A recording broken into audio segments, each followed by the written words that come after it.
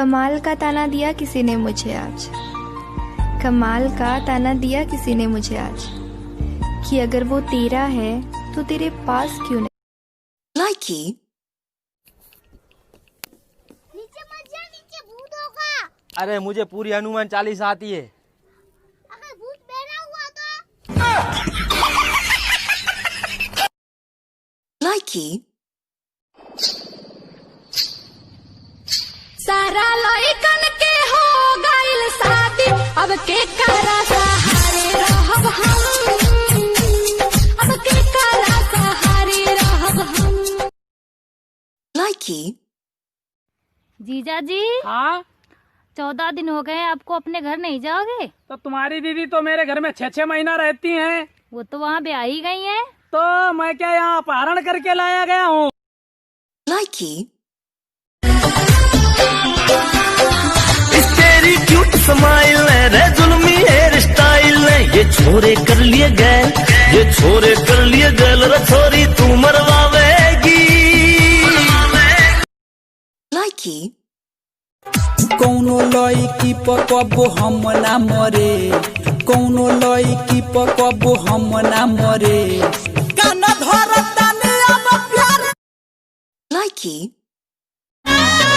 हमरा लहंगा के पीछे बड़ी मार भइल बा, पागल दीवाना यूपी बिहार भइल बा, बुझला? हाय बनारस के हमरा नइखे होगा। अरे हम समझत नहीं। लाइकी I love you।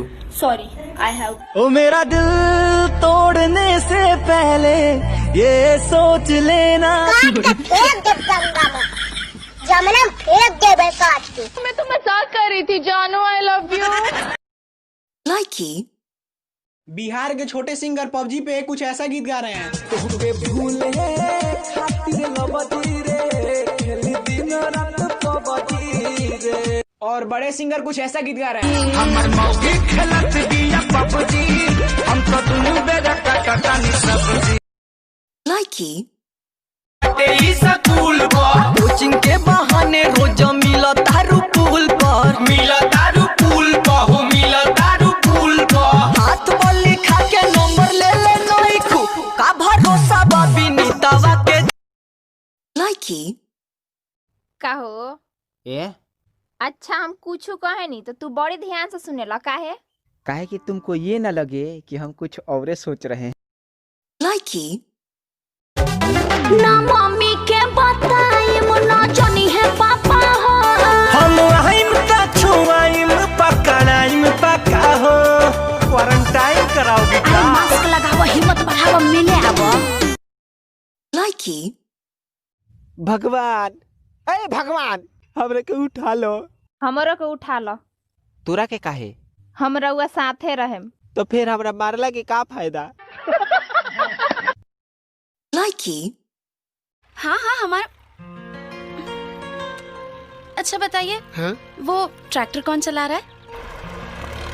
अरे होगा कोई नौकर। नौकर नहीं, वो चला रहे हैं। वो कौन? अरे पप्पू के चाचा जी, आपके दामाद। लाइकी मन के काहे न कंट्रोल कइला, कांड हमरा संगे यो न मोल कइला।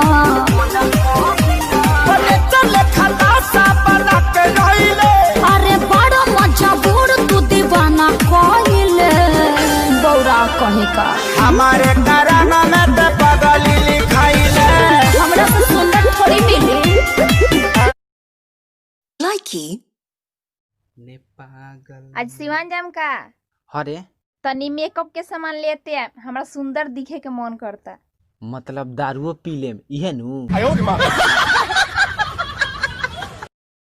लाइकी हम तो हाई पढ़ल ससुर जी अनपढ़ आपकी डॉक्टर मांगीला जहिया, मांगीला जहिया वाटर देवे ले टमाटर।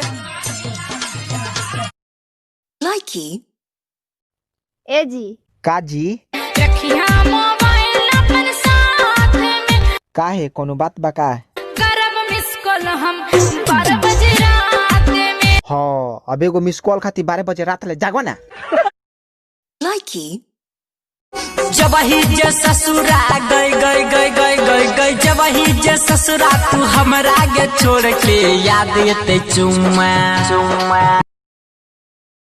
likey, घर ही कमाए राजा लहंगा में घुस के कहिल कमाए जात भागे रूस के रहता रखाली ओठा लाली हमर चूस likey, कांवर सजा के बना दी कांवरिया चलो ए भौजी पे मिल सरिया देव घर नगरिया हालत की कमरिया likey, तेरी अदाया लड़कियों को दीवाना बनाएगी तेरी जैसी हजार आएगी हजार जाएगी मेरी वाली तो मेरी मम्मी ही लाएगी likey, वार ना होई का कहला तोरा वही सोन लड़की कुंवार ना होई कुंवार ना होई अच्छा जवन नई हर में रखले याद ना हो likey, ओ जाने मन किधर? भैया अबे चुप, क्या हर बात में भैया? कल पटेगी सो आज पटेगी सो अब, बाद में आंटी बन जाएगी, फिर पटेगी। likey,